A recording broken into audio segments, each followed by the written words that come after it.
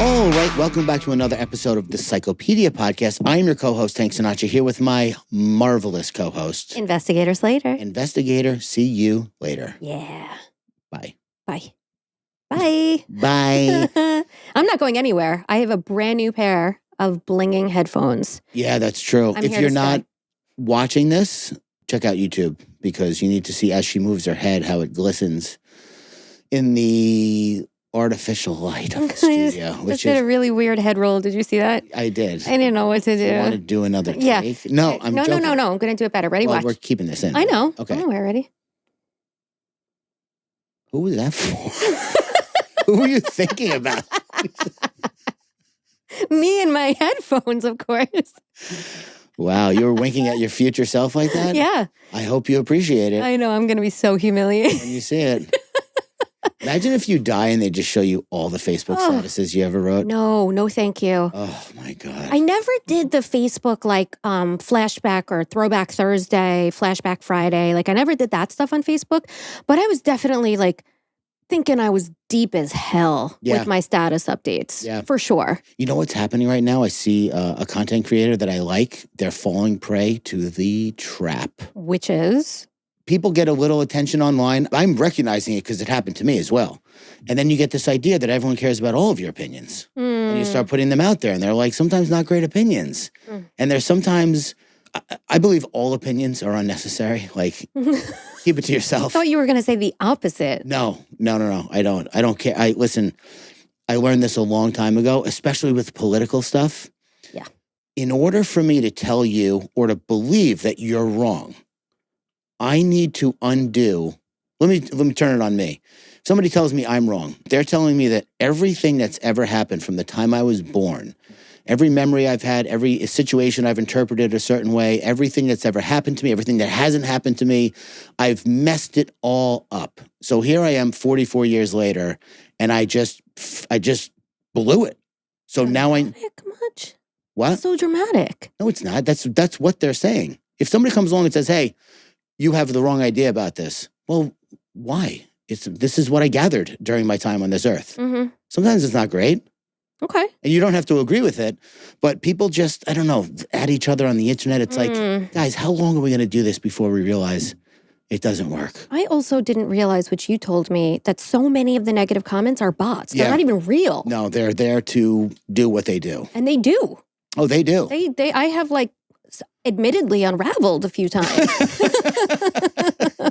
And then I'll text you and you're like, yo, it's not even a real human saying private that. Account, 0 posts, 2 followers, following 17, fake profile picture.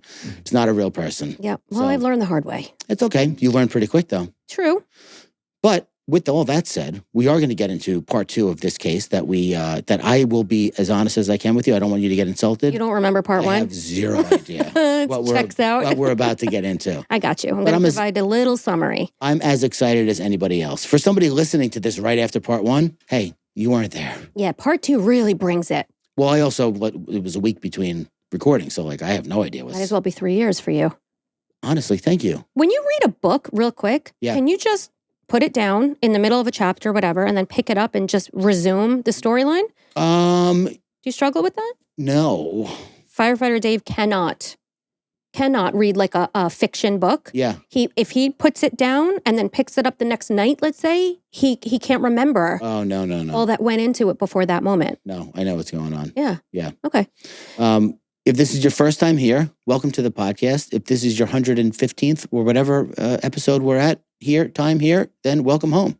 Freak. I would like to encourage you, not you, them. She is feeling her headphones. Oh my God. It's a hand massage when I rub it. To subscribe to the podcast wherever you listen, maybe places you don't listen. YouTube, Spotify, Apple. Leave us a rating, review, a comment on Spotify. Do your part, leave a heart on YouTube. It all matters, and we see it all, and we love it all. And if you ever doubt that, just don't. Take our word for it. Take our word for it, because we do. It's really sweet when I see people being like, I'm leaving a heart because I know how much it means to you. Yes, and I'm like, I know. Oh, it's man. Amazing. Yeah, thank you. I know. So if you love us and you're not getting enough of what you need here, then we have a place for you. It is called patreon.com/psychopediapod, where you get all of this and more. You get this ad-free, and you get all the other stuff. You also get 5 extra episodes a month over there. Varied topics. We do a Tankopedia, Slaterpedia, and 3 unhinged episodes where we go back and revisit a case, which we will be doing after this. And boy, I am pumped. I can't wait for this week's episode of Unhinged. You have no idea what's coming. No, I never do. No. The blessing and the curse. Welcome to my world. In that spirit, I'm going to read off a couple of Patreon names that just, when I scroll through, they jumped out to me. They spoke to me, okay? So, hello, Think It, Kink It. Sick. If you can think it, you can kink it. Hello, if you can think it, you can kink it. It's a separate name, by the way. Oh, is it? Yeah. Oh, wow. Cool. Think it, kink it. If you can think it, you can kink it. Kevin Lawson. What's up, Kevin? You're awesome. Lawson's Creek.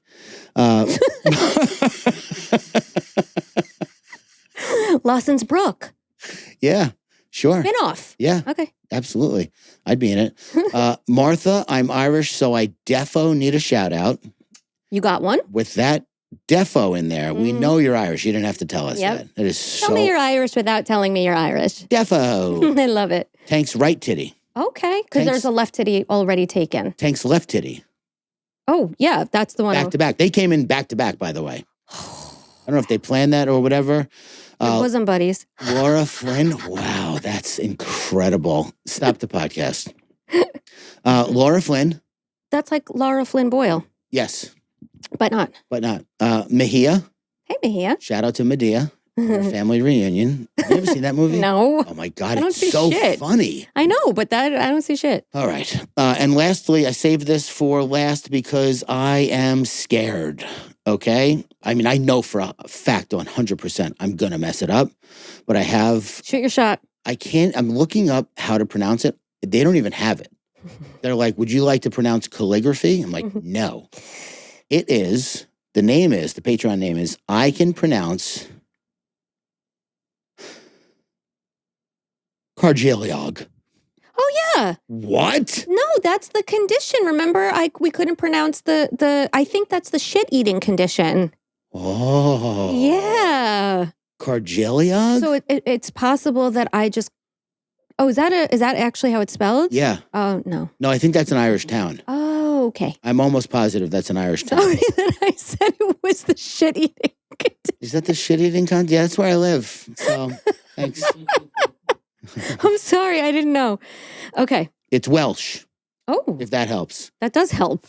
Okay, so how do you say it then? Well, it doesn't help me. Okay. somebody out there. So without any further ado, why don't we just dive right into part 2 so we can see what's happening. I do remember you saying this part was going to be a little rougher to listen to. No, just I'm bringing something totally different. Oh, okay. For this episode. I mean, it's the same story, obviously, but more analysis. Well, you should see the way you just said that. I love it. More analysis. Oh, I mean, this really gets me going. All right, I'm going to provide a little summary, but this is in no way a substitution for listening to part 1. So if you haven't, please go back and do that. But for those who did listen and you need a little, reminder like Tank, here we go. In part 1, we explored Harvey Glatman's upbringing, right? And the emergence of his sadomasochistic proclivities, which surfaced at the disturbingly tender age of 3 and only grew more intense and violent as he aged. What began as sexually disturbing, perhaps peculiar behaviors during childhood, including tying a string around his genitals and having it yank hard. Oh my God, that's right. Soon developed into a deep-seated obsession with domination, control, and the suffering of women. As Glatman matured, his desires became more insidious, fueled by a growing fascination with bondage and torture imagery, as well as a fixation on the fear and submission of women. So if you remember, it was never about sexually assaulting the women, killing the women. For him, the reason why those things happened was because he wanted to see them suffer. That's what got him off. These twisted fantasies eventually evolved into calculated and horrific crimes executed with chilling precision under the guise of his burgeoning interest in photography / his disguise as a photographer. Yes.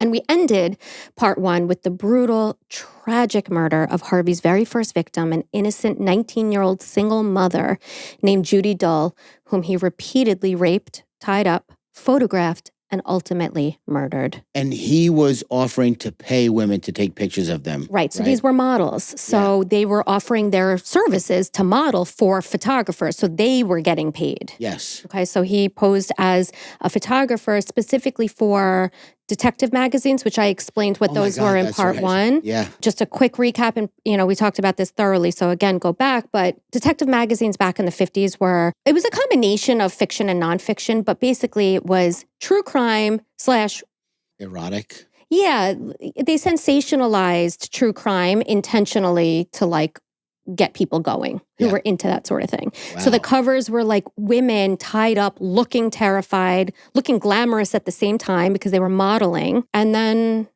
Harvey kind of got his inspiration very, very much so from that area. Do you think, so detective magazines were true crime back then? Yeah. Right? Yeah, more or less. I mean, different because they were intentionally salacious and intentionally gruesome to appeal to people's darker side. But do you think that even going back as far as however far back we can go, there were people that Like walking fish? No. That were known to be able to relay stories of people getting eaten by a lion or... Yeah, sure. Wow, that's crazy. I mean, I think that's how so many survival tactics were probably learned, just telling of the stories, if that's what you're asking. Wow, yeah, that's super interesting. Yeah. So now everything from this point on is officially part 2, okay? That was your part 1 recap. Okay, thank you so much. You're welcome. Harvey wanted to distance himself from models for a while, especially after the discovery of Judy's remains and the shallow grave that he had so callously dumped her in following her murder. Mm-hmm. With police searching for a twisted killer on the loose, Harvey shifted his focus. Instead of targeting pinup girls as he was doing, he instead turned to the personal ads to seek out a woman who was looking for love. So he basically changed his hunting ground. Yeah. Under the pseudonym George Williams, Harvey reached out to a woman named Shirley Ann Loy Bridgeford, a 24-year-old woman with 2 small sons who lived with her mother and some other relatives on Tuxford Street in suburban Sun Valley. This is all in California. Shirley placed what was known as a Lonely Hearts Club ad in the newspaper and accepted Harvey's invitation to go out dancing on San Fernando Road the following night on Saturday, March 8th, 1958. Mm-hmm. And she was so excited. She loved to dance and she'd broken up with her boyfriend 3 months earlier, so she felt ready and excited to move on and to meet someone new. She apparently spent hours getting ready and got dressed in a new blue-green sleeveless dress and black high heels with a green pendant on a gold chain around her neck. And thinking of her getting ready absolutely destroys me. Yeah. It's so relatable. For me, that's the best. A lot of times, the best part of the night. It's the anticipation, it's getting all dolled up, it's getting, you know what I mean? I can just picture her doing it and it kills me to know where it ended. You get to the restaurant and you're like, it's cold here. This food is taking a long time. It's not me. No, not you. I'm just saying people in general, That's why the anticipation is the best part. Oh, 100%. George Williams, I'm doing air quotes for those not on YouTube, picked Shirley up at 7:45 p.m., said hello to her mother, and opened the car door to let Shirley inside like a perfect chivalrous chipmunk in wolf clothing. Nice. Back to the rat stuff. I'm glad you remembered that. Okay. Once he started driving out of her neighborhood, Harvey suddenly announced that he no longer felt like going dancing. In fact, he turned the car around and subtly began heading far out into the mountain area around Escondido. Thank you. Mm-hmm. If we believe Harvey Glatman's later statements, he had not initially planned to rape and murder Shirley Bridgeford. He claimed that he kept thinking of her 2 children and told himself that Shirley was good people and a different type than Judy Dull, someone who wasn't like the pinup models who quote-unquote tempted and provoked him. Let me ask you a question. Have you ever been in a car that was going somewhere that you did not want to go to? Yeah, you have a pit in your stomach the entire time. I don't remember when it happened, but I do remember feeling like, oh, I'm in this car and we're going somewhere that I do not want to go. It's terrifying. Oh my God. So when I go into taxis now in the city or an Uber, this is nuts, but I always check the lock. Do you remember the movie Bone Breaker with Angelina Jolie and Denzel Washington, I believe? Mm-hmm. So a police thriller. It was based on books. I think the Alex Cross series, which was really good. But anyway, the victims got into the back of a taxi and they went to unlock the door to get out. Yeah. And it was a razor blade. So they couldn't unlock the door and they couldn't open the handle because they were being victimized and the driver ended up killing them. Yeah. So now whenever I get into cabs or whatever, I always like check the lock first. Hi, I have a gun. Do you mind going to 52nd? Well, I always take a picture of their like panel with their information and their name. Yeah. And I'm like, okay, I'm going to text you his picture right now. Don't worry, I'm on to you, buddy. It's so sad. Yeah. It's so sad. You probably don't have to do that though. No. Yeah. So Shirley, he almost convinced himself, was simply a woman searching for love and therefore deserved to live.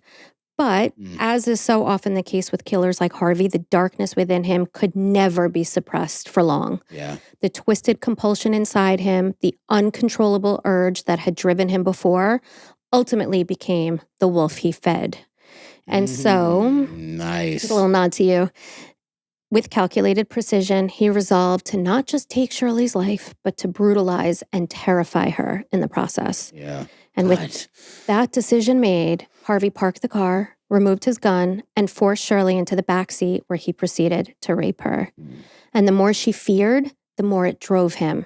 Her fear was his pleasure. Oh, that's right. He was hiring women and he couldn't enjoy it because they were like willing. Exactly. They were consenting. Yeah. And some of them were even into it. He would go on to dream about every second of Shirley's nightmare. After the assault, Harvey pointed the barrel of his .32 between Shirley's breasts as he tied her hands behind her back and explained that he just couldn't take any chances by letting her go. Then he drove about 180 miles away from Los Angeles until he found a desolate spot in Anza Desert State Park, about a quarter mile from the road, where he then informed Shirley they'd be taking some pictures. He spread out a red blanket, set up his tripod, waited for the sun to hit the ideal spot in the sky for lighting because the bulb on his flash blew out, and took out a 5-foot cord with which he tied up Shirley's ankles. After his macabre photo shoot was complete, Harvey then hog-tied Shirley and wrapped the cord around her neck. He pulled for 5 minutes until Shirley's lifeless body fell to the ground, dead. 5 minutes. A long time. This is all according to his account, remember? Oh, okay. Harvey took Shirley's red panties with him as a souvenir, but otherwise left her clothed before disposing of her body in a table of brush 20 yards away from where he ended her beautiful life, leaving animals to take care of the rest. That is so crazy. What kind of a state of mind are you in when you're doing that? And you're like, oh, shit, that's right, I need a souvenir. Let me, Well, state of mind becomes really important, obviously, because that determines a lot in terms of sentencing and stuff like that. Yeah. His state of mind was clear. No, I don't mean it whether he was insane or not. I mean like that, like, you know, when something bad happens, you feel bad. Something good happens, you feel good. You do something bad, you feel bad. Like, what is happening inside? He's flying. He's in nirvana. Oh, my ecstasy. God. That's where he is. Hold on a second. So that is one of the many, but that is the thing. That's the thing, exactly. These people feel good when they do something bad. Yes. Oh, my God. They feel great. 2 years later. It's okay. I could, I mean. Right. If a sound-minded individual such as yourself, like you just said, you do one thing that's not right, and your meter is going off, right? Yeah. He's got like the opposite thing going on. He's restless when he's not doing this. He's not content. He's not in his own skin when he's not doing this. The worse he does, the better he feels. Correct. Oh, my God. So a few days later, the newspapers were saturated with reports of Shirley Britchford's disappearance, fueling public anxiety and curiosity. Remember, she was a mother of 2 little boys. Law enforcement, particularly the Valley Homicide Unit, began to suspect that Shirley's vanishing could be linked to the disappearance of Judy Dull. Because remember, at that point, Judy's remains had not yet been discovered, but her disappearance was already on the police's radar. Despite this mounting suspicion, Harvey, ever the manipulator, expertly altered his appearance and once again slipped through the cracks, evading detection with unsettling ease. After a classic 4-month cooling-off period, Harvey, now sporting a mustache as part of his expert disguise, felt it was safe enough to choose his next victim. Pop quiz. Hey. How long is the typical cooling-off period for a serial killer? Let's go. I should know this. A, 1 month. B, 9 months. C, a year and a half. D, highly variable and cannot be answered. D. Yeah. Yeah. Did you know that, or was it because it's the only thing that was different? Well, no. I feel like there are serial killers we've spoken about that have gone months. There are whatever is people. What's up, Slater? Serial killers that have it's a couple of days. Yes. In between. Yes. So yeah. Very, very good. And it's usually when the cooling off period gets shorter and shorter that they end up getting caught. Closer because they're getting sloppy and right. Generally, though, it can range anywhere from a few weeks to several months or even years, like you said. And the reason for a cooling off period typically is because the killer wants to regain control, reduce the risk of getting caught, or simply because they've sort of temporarily satisfied their urge. Yeah. Some serial killers may experience a pattern of escalating frequency, while others may exhibit longer gaps. It really does vary. I have to say it again for the record. I am so grateful that I'm not a killer. Yeah, same. Like, honestly. Yeah. I don't know why I'm not a killer. Honestly, because we've talked about this before. I think you need a perfect storm of shit. You need the nature, you need the nurture, you need the opportunity, you know what I mean? You need that shut off switch. You need to feel good when you're doing bad. Like you need to have all of these things happen for you to take it to that point. Yeah, but from like my addictive standpoint, I know what it feels like to act against my own will, to do something that I said I was not going to do. That you engaged in self-harm. Not harming others. Yeah, that's what I'm saying. Like, how fine is the line between the two things? So you should look into that. Why? Because I'm now asking you to. The line between I hope it better be thick as fuck. Maybe don't look into it. It better be thick with 3 C's, girl. Yeah. I don't want to find out it's like, there's no line. It's just blurred. You can choose to go over this side if you want. And it can happen. Yeah. At any moment. At any moment, especially if you are bald and you love Jay-Z. Exactly. You are much more susceptible to crossing that non-line. Yeah. Table this research project for now. No, thanks. So for Harvey, this particular cool down period lasted 4 months. Now ready to strike again, Harvey set his sights on Ruth Rita Mercado, a 24-year-old pinup model and exotic dancer known by her stage name as Angela Rojas. We're going to call her Ruth, though, because that's how she's known in all of the sources. Mm-hmm. With her quote-unquote lush figure, she had captivated audiences, but beneath the glamour, Ruth was, sadly, another woman whose path would tragically cross Harvey's. Originally from Plattsburgh, New York, she moved to California to pursue her career, unaware that she had become the next target of a predator who had been lying in wait. When Ruth answered the door dressed in a leotard and sweater, Harvey didn't even wait to get her into his car. Instead, he slammed the door behind him, forced Ruth into her own bedroom at gunpoint, made her strip for him as he savored the power that he had over her, and then raped her without a shred of hesitation.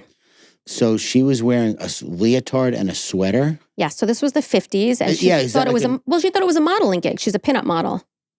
That was a question. Is that like a normal outfit to wear? Or? Oh, yeah. Oh, it was? Yeah. When I think leotard, I'm thinking something different, I think. No, I think it's like what dancers would. I think you're thinking of it, but at least some of the pictures that I came across in my research of like pinup models was exactly that. Oh, with like a pair of like, little kitten heels and a sweater. Yes. You know what I mean? So with cruel indifference, Harvey dragged Ruth into his car after he had assaulted her and tied her up before driving for hours through the night, the sound of her muffled sobs blending with the roar of the car engine. And he loves it. It's like hours of foreplay for him. Wow. Hearing that. When they finally reached their destination, Harvey made Ruth lie down on a blanket in the desert where he tied her up and made her wait until dawn. Then, as the first light of day broke over the barren landscape, in the growing merciless heat, Harvey proceeded to rape Ruth repeatedly while photographing her in terror. Bro. Then when the sun began to set, so think of how many hours. Oh my God. This was going on for, and in the blazing heat, on top of everything, Harvey then forced Ruth back into his car. After, again, driving for hours, they arrived at a desolate, isolated spot where Harvey wrapped a rope around Ruth's neck and tightened it, ending her life as coldly as he had taken it. I don't like him at all. His next victim was 28-year-old Lorraine Vigil. Okay, hold on to your hat for this one. Why? there's a big turn in the case now. Oh, okay. Lorraine just started working with a reputable modeling agency on Sunset Boulevard. That was weird. Sunset Boulevard. Sunset Boulevard. Called Diane's Studio. Oh, I know it. Do you? Yeah. Cool. What? Come on, man. I don't know. You know things. You've been around. True. Models with this agency were often chosen by very legitimate cameramen for magazine ads and TV commercials, making it a perfect hunting ground for Harvey Glatman, who was willing to pay as high as $30 to photograph models under the guise of being featured in a detective magazine. Wow. Lorraine was new to modeling and had just joined Diane Agency when an amateur photographer named Frank Johnson requested to photograph her. Obviously, that's an AKA. Yeah. And it's Harvey. He's not even trying. Frank Johnson. Robert Smith. I mean, it was the 50s. What does that mean? Different last names are different? No, but I feel like, I don't know. Now I feel like I would do like Mason, I don't know. Whatever. I can't think. I really want to think, though. I really want to nail this. I would pick Mason. Last names are last names. They've always been. Okay. Yeah. I can't, I think, anyway. Me either. I'm just too into this case. So Harvey had so far been able to control women with a gun and a rope, which continued to serve as a symbol of his sexual power. Mm-hmm. And simply put, he got cocky. At this point, he truly believed that he could continue his reign of terror indefinitely.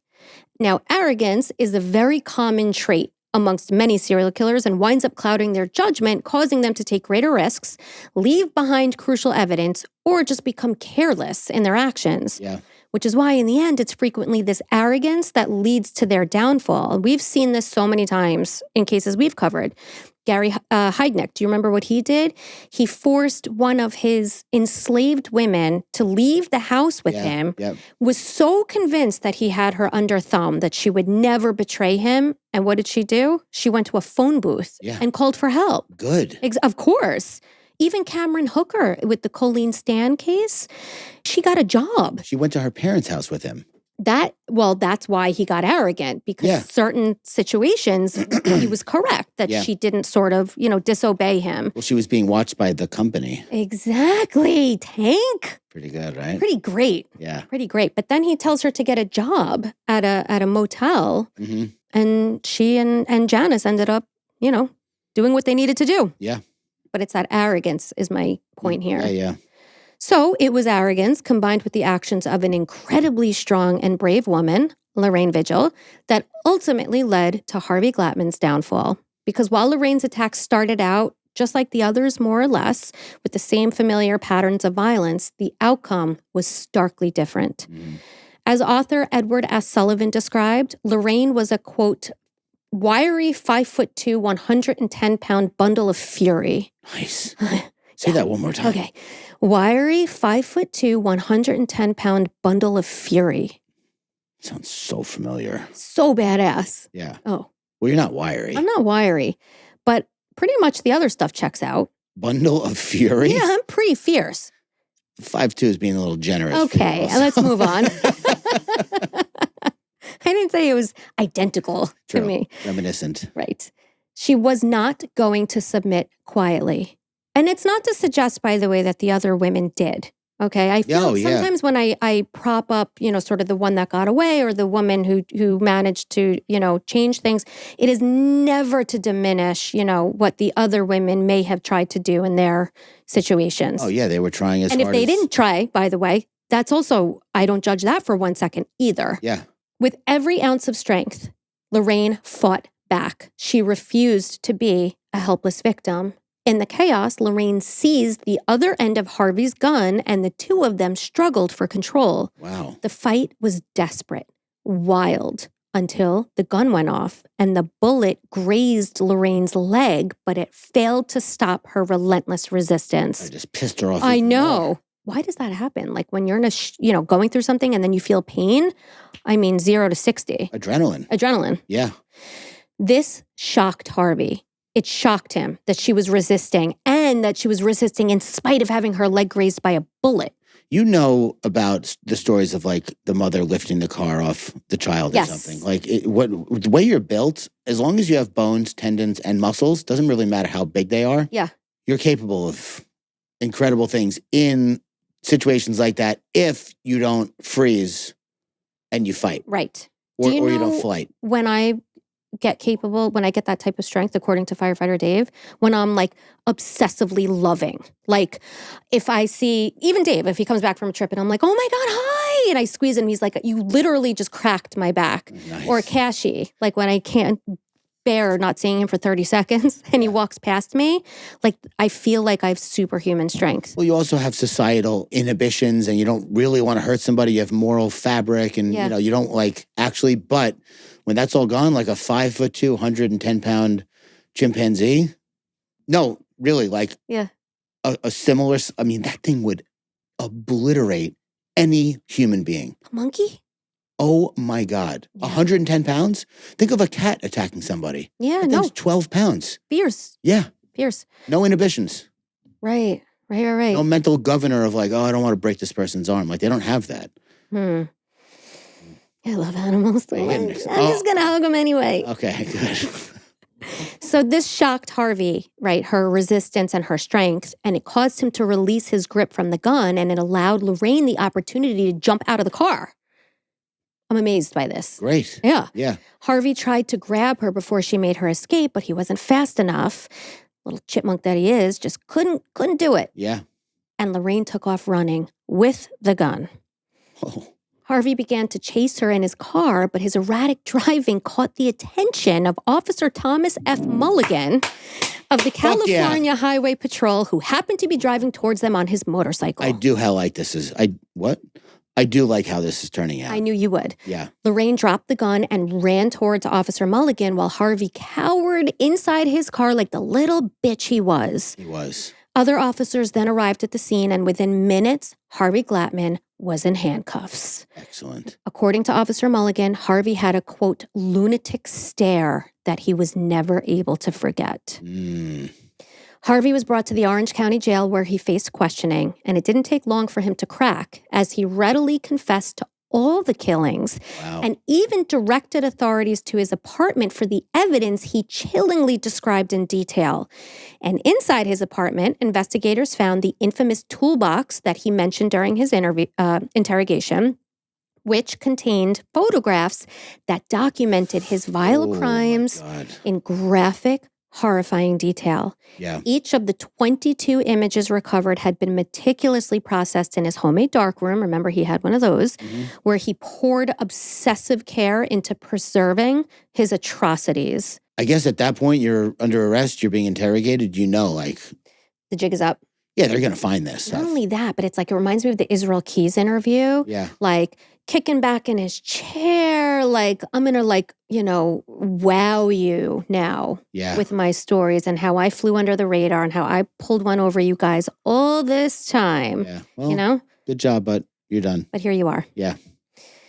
In fact, Harvey even boasted to detectives how he settled on fine-grain Panatomic X film for black and whites and processed the color transparencies himself. He was like bragging. Yeah. Alongside that toolbox, police also uncovered clothing belonging to his victims, trophies that served as a haunting reminder of the lives that he had brutally extinguished. Now, despite his confession, Harvey was not jailed immediately. What? And that's because investigators wanted to know the locations of the remains of his victims in order to build a solid case against him, but also to provide closure to the victims' families.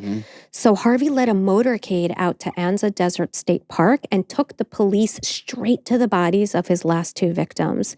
Shirley Bridgeford's remains were scattered over an area of desolate land due to animal interference, but there was just enough to identify her. Teeth? Likely. Yeah. Ruth Mercado's body was mostly intact, and there was still hair on her skull. Later on during the search, Harvey also pointed out the spot near Thousand Palms where he'd killed Judy Dull, which police finally learned was the real name of the Jane Doe that they had discovered a few months earlier. Remember, they incorrectly said this belongs to a woman who was 35 years old. Yeah. So nobody made the connection between those remains and the missing 19-year-old. With Harvey Glatman in custody and the remains of his victims identified and located, his reign of terror was finally over. When his 69-year-old mother, Ophelia, learned of her son's arrest and charges, she collapsed and sobbed, "Oh my God in heaven, not my boy. He was always so good. He never hurt anybody. There must be a mistake. Yeah. I get that from a mother's perspective, but if you recall from part 1, she was, she bailed him out. He never got the help he needed. Yeah. So she didn't do him any favors. No. Obviously, contrary to Ophelia's outburst, there was no mistake. And while Harvey chain-smoked his way through an interrogation with Captain Arthur C. Hertel, the Los Angeles Homicide Unit commander, he detailed every second of his despicable crimes without displaying an ounce of remorse, guilt, or shame. Yep. In fact, he was said to have maintained a relaxed air of arrogance, satisfaction, and vanity. So interesting. Serial killers are fascinating. Yeah. They're just a different fucking breed of human, but they're not. Be careful. They're human. But I will contradict myself because I'm a human being and I do that from time to time. Yeah, no, they're just like us and they're nothing like us at all. Exactly. That's so well said. Let's change what I always say about killers in general. 2 things can be true at once. Oh, yeah. And that's what's happening here. Yeah. When asked why he did it, Harvey claimed that he truly never wanted to kill any of the women, but that he had to do it to protect himself. What? He didn't want to get caught. What if he didn't rape? Maybe don't do it in the first place. As indicated by Harvey, and this is a quote, "My fear of being caught was almost as great as my compulsion toward women." Okay. On December 15th, 1958, Harvey Murray Glatman pleaded guilty to all charges by reason of insanity. If your attorney's name is Harvey Murray Glatman, you're going to jail. You're going to win. You got yourself a good-ass lawyer. No, I feel like that's the other kind. I know. Brown pants, brown shoes, briefcase falling open. Yeah. Yellow shirt, short sleeve. Coffee stain. Yep. I got it. As Harvey awaited prosecution, the Los Angeles City Council drafted an ordinance requiring pinup models and photographers specializing in nudes to register with the police commission and show evidence of good moral character. Wow. Authorities also moved to tighten up the operations of personal ads in newspapers, the Lonely Hearts Club ads, as well as dating services. Hollywood vice officers also intensified their efforts to clamp down on those trafficking pornographic material. So this case had an impact. Yeah. Prior to trial, Judge John Hewicker appointed the chief psychiatrist of the county hospital, Dr. Carl E. Lengyel, to examine and assess the defendant. And interestingly, though to me unsurprisingly, he determined that Harvey Glatman was not legally insane, albeit odd and depraved. Mm-hmm. He told the court, quote, "This man has always felt inferior to the opposite sex and could get real pleasure only in feeling dominant. Yeah. He could only do so in situations where the partner in his sexual activity was helpless," end quote. So, based on this assessment, John Hewicker refused Harvey's insanity plea while allowing the guilty plea to remain. Mm-hmm. They said guilty but insane, and he was like, guilty I'll take. Mm-hmm. Insane, you got to leave that out. And why? Can you tell me why they said, no, we're not going to accept your insane plea? Because no death penalty? Try again. Because he goes to a mental institution rather than a jail? You're getting warmer, yeah. Because despite his clearly despicable and psychopathic actions, he was determined to be capable of understanding the difference between right and wrong, which is an essential criterion for legal insanity in most jurisdictions. Mm-hmm. He retained enough awareness and cognitive function to comprehend the illegality and immorality of his crimes, and he did it anyway. Yeah. Evidence supporting this includes planning and premeditation, right? He obviously planned his crimes. He posed as a photographer. He lured his victims. He had a rope on him, a gun. Efforts to avoid detection, right? He changed his appearance. He grew a mustache. I can't imagine that being a very good disguise nowadays, but... Sick disguise, bro, but you're coming to jail. Exactly. We all knew who you were. But it demonstrated an awareness of potential consequences. Yes. Right? And then the last sort of piece of evidence here to show us this is that he very calmly confessed, and he provided a detailed account of his crimes in a coherent and logical manner, which just further proved his grasp of reality. Which was all corroborated by the evidence that they found. Yes. So if there was nothing, that would have been a different case. Right. To that end, in a 3-day hearing, since Harvey waived having a jury trial before Judge Hewick, Harvey's 3-hour confession tape was played. Lorraine Vigil, incredible woman that she was, also testified against Harvey. Additionally, in what is believed to be a historic first in criminal proceedings, Harvey's gruesome collection of 22 photographs, which captured his victims just hours or minutes before their murders, was presented as evidence, offering, obviously, a haunting glimpse into his calculated deviance. Yeah. In the end, Harvey Murray Glatman was found guilty of first-degree murder. And as punishment for his abhorrent crimes, Harvey was sentenced to death and transferred to San Quentin Prison, 400 miles north of Los Angeles, where he existed as prisoner number A50239. Pop quiz. Pop quiz. Which statement is true? Oh, God. Any more brain busters? You got this. A, Harvey requested a conjugal visit in lieu of a last meal. B, Harvey's mother petitioned the governor to allow her to attend her son's execution, reasoning that since she had brought him into this world, she wanted to be there to usher him out. C, the cell that Harvey was placed into on death row would be shared in later years by Charles Manson and Richard the Night Stalker Ramirez. Ooh, okay. So conjugal visit instead of a meal. His mother came to watch him die because she watched him be born, or his cell was ran through. Was shared. His cell was shared by Charles Manson? Ding, ding, ding. All right. So proud of you. Very good. Yeah, isn't that crazy? Yeah. I love weird shit like that. That's how I feel about the MDCC right now. Yeah, I know. That's how we Who else is there? Right. Diddy, Sam Bankman-Fried, Luigi Mangione. Yep. Ghislaine Maxwell was there. I mean, yeah. I get it. It's New York. There's a lot of people here, but still. I get it. It's wild.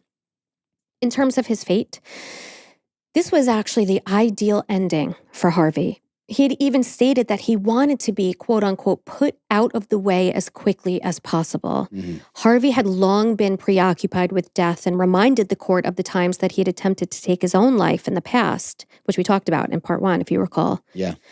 His obsession with controlling the narrative of life seemed to be an inevitable part of his psyche, one that had shaped his actions and ultimately led him to embrace the finality of his own fate. For Harvey, the execution was not just punishment. It's plausible that in his mind, the process of facing the death sentence was just another way for him to remain the central figure of the narrative. Yep. And maybe even a release, a way to end the torment that had long been haunting him. Yeah. As Judge Hewicker handed down the sentence, he delivered the following words. You read it. Okay. Please. Please and thank you. That wasn't a demand. As I saw here and heard the tape recordings in which the defendant told how he killed these girls, I was shooketh. Did you write that or did I write that? Start over again. Oh, man. As I saw here and heard the tape recordings in which the defendant told how he killed these girls, I was shocked. I hope I never have to hear such testimony again. The torment they suffered in the desert was horrible. I know a lot of people in high places don't believe in capital punishment, but there are some crimes so revolting that there is only one proper penalty, and that is death. May God have mercy on your soul. Oh, Give the guy an Oscar. That was incredible. Yeah. Who, me? Yeah. Oh, wow, yeah. I thought Very you were good. talking about the judge. I was like, no, I think he meant it. He did a pretty good job, too. I But don't think he was acting. And so, on September 18th, 1959, 31-year-old Harvey Glatman... Fucking 31? A baby, right? That's right. He started at 3. Yes, exactly. Oh, my God. So 31-year-old Harvey Glatman, a.k.a. the Glamour Girl Killer, was executed by gas chamber. Ooh. The procedure began at 10 a.m. and by 10:12, he was dead after being strapped in place and forced to inhale sodium cyanide fumes released from pellets that were dropped in the room. I suppose hanging him by rope would have been too enjoyable. Yeah. Nice.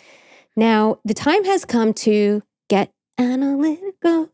I want to get analytical. What song are you singing? I don't recognize that cadence at all. Fuck you. It's not a perfect fit, but It's not, I took my shot. yeah, I mean, you missed, but. I did. Can you do it? No, it doesn't work. Just make it work. Let's get analyt. That's the syllables are Oh, I see. too great. Okay. Too great in number.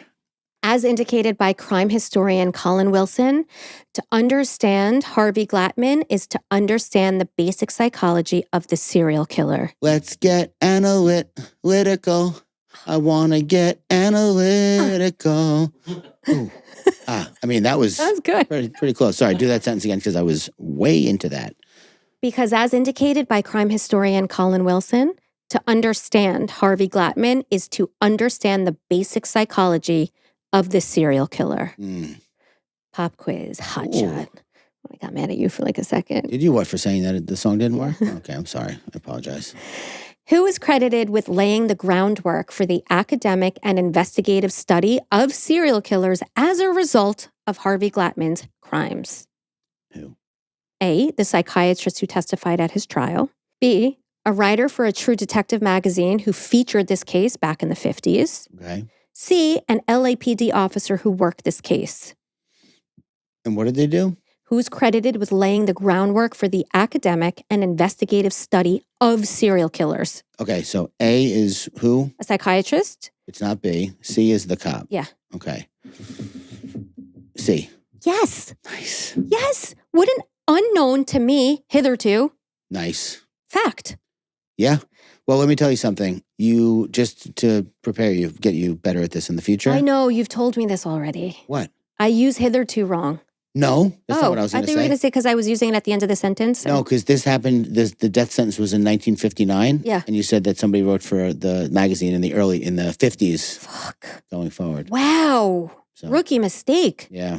As Harvey Glatman carved his grim place in history as one of America's earliest serial killers, or I should say known serial killers. Known, yes. Sergeant Pierce Brooks of the LAPD simultaneously laid the groundwork for the academic and investigative study of such criminals that would go on to, be developed by the FBI. Yes. Because Sergeant Brooks, intrigued by Harvey Glatman's methods, became one of the first people to analyze the behavioral patterns of repeat killers, focusing on the distinctive signatures or calling cards they left behind at crime scenes. Mm-hmm. And this was truly pioneering thinking, which laid the foundation for modern investigative techniques. His meticulous documentation and recognition of recurring behavioral markers directly influenced the creation of the FBI's Violent Criminal Apprehension Program, a program that revolutionized criminal profiling by tracking the subtle yet nuanced pieces of evidence left by serial killers, yes, which transformed law enforcement's ability to identify and apprehend such predators. Yep. Dr. Robert Capel, author of Signature Killers and a renowned expert on criminal behavior, was unsurprised that Harvey Glatman's deeply entrenched sexual fantasies had finally reached a boiling point. Was unsurprised. Unsurprised. Yes. For Glatman, women were never seen as human beings. Instead, they were objects to conquer and control. Dr. Capel explained, and this is a quote, "As a person dreams and thinks of his fantasies over time, he develops a need to express those violent fantasies. Most serial killers live with their fantasies for years before they surface and manifest as actions. When the killer finally acts out, some aspect of the murder will reflect his unique personal expression, replayed in his mind over and over again." And does he think they know this and do it on purpose or no? No, it's just like unconscious. Yep. And then it works against them. Exactly. Yeah. This idea of fantasy turned to reality is explored in The Evil That Men Do, where true crime authors Stephen G. Michaud and Roy Hazelwood, who we've talked about so many times, analyzed the psychology of serial killers like Glatman, specifically the complexities of sexual sadism. Hazelwood described Glatman as a disturbing anomaly, especially in a time when society was just beginning to understand the pathology of sexual sadists. Yeah. The 1950s in America marked the beginning of a shift in cultural attitudes towards sex in general, as it became commercialized and more public. However, darker aspects of deviant behavior remained largely unspoken, hidden behind a moral climate that suppressed sexual extremes. What? Yeah, because Elvis was out there shaking his hips. And that was like, put it away. That is when the world started going to hell in a handbasket. Oh, is it? Timing-wise? I think so, yeah. I think that's when that it makes started. sense. It's been moving pretty slow. Yeah. But also the fact that this is such a new approach. Yeah. Like they've come so far. Oh, yeah. In 70 years. We've been around for so long. That's true. Thank God the aliens left us with that technology. Thank God. So Michaud noted, quote, such deviant criminality plus much less sinister behavior was both curbed and concealed in America at mid-century by a moral climate hostile to sexual extremes or erotic experimentation, end quote. Even hardcore pornography was considered taboo at the time. Participants often wore masks because that's how taboo it was. And Playboy then was a daring and controversial magazine. It was just considered bold and shocking by mainstream standards. Yeah. Glatman's crimes shocked a society ill-prepared to confront the depths of sadomasochism and sexual sadism. His actions not only exposed the terrifying potential of unchecked fantasies, but forced society to face the deadly consequences of distorted desires turned into violent reality. His crimes, for sure, highlighted the dangers that arise when deep, unaddressed psychological needs are given free rein. Yeah. As a rapist and killer, Harvey Glatman was a whirlwind of sexual frustration, emotional chaos, and inner conflict. He was like a walking contradiction. His violence was fueled by his inability to understand himself, his desires, or the world around him. To Harvey, the women he murdered embodied everything he couldn't comprehend about his own identity and inadequacies. He viewed them as threats to his fragile sense of self, their very existence confronting him with his own fears and confusion. Consumed also by his insatiable libido, yet paralyzed by it, Harvey resorted to violence as his outlet, a twisted way to silence the imagined mockery that he heard in his mind and assert dominance through force.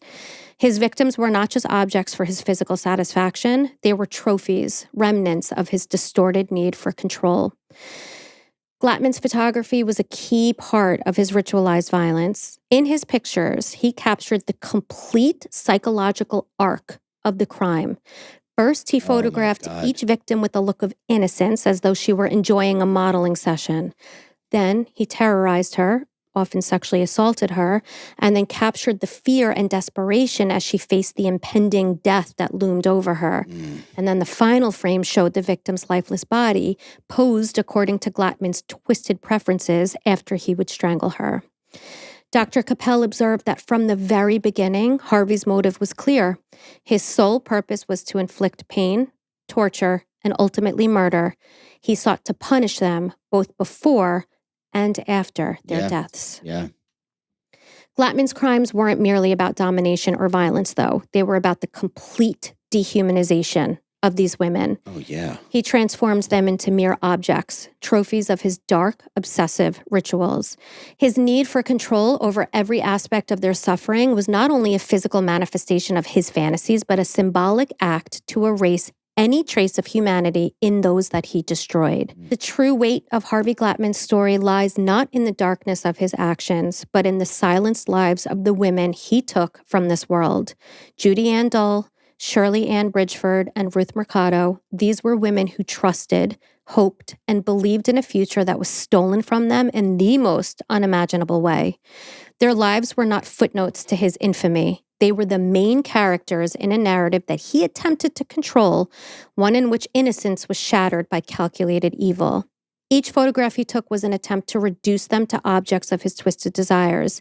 But here he failed, because the humanity of those beautiful women endures beyond his lens. They were vibrant, loved women who deserved futures filled with light and will not be eclipsed by the shadow of his darkness, at least not here. The idea of him taking pictures before and after has me a little twisted right now. Before, during, after. So, innocent, terrified, dead. Yeah. Like, The that's... whole psychological arc. I don't like that. That's really disturbing me right now. He was, Harvey Glatman was dramatized in the TV movie Dragnet. What? Yeah, there's, whatever. I'm just mentioning it. Just the facts, ma'am. Exactly. They used his statement that he gave to the police for the dialogue in the film. Wow. Yeah. The film or the series? It's a TV movie. Okay. I only know the one with Dan Aykroyd. Oh. The later one. This had Jack Webb and Harry Morgan. Wow. Yeah. You sure about that? I'm pretty sure, yeah. It's pretty good.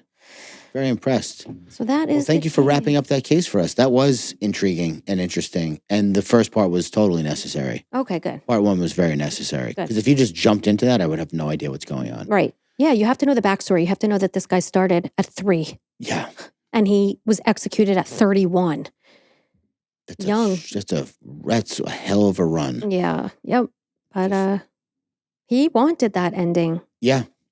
Which in a way is like, maybe put him in jail for life then. Yeah. Like, don't give him what he wants. Yeah, he would have had a tough time in jail. I'm sure he did. Yeah. Being a rapist. Yeah, apparently when he was on death row, people were like, even the other inmates were like, I'm staying away from this cat. Why? Because he was just twisted.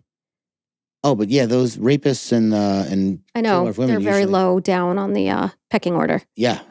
Like, pedophilia is like the first target, and then the next is that. Rape, yeah. Mm-hmm. So anyway, that concludes our 2-part series on serial killer Harvey Glatman, a.k.a. the Glamour Girl Killer. Excellent. Excellent work. Thank you. Yeah, not like cool. No, I understand exactly what you mean. Actually, kind of not cool at all. Maybe you can share a cool titty with us today. I would love to. I think it's about as apropos as any other time. Very good. Let's go. Oh, man. This is a titty.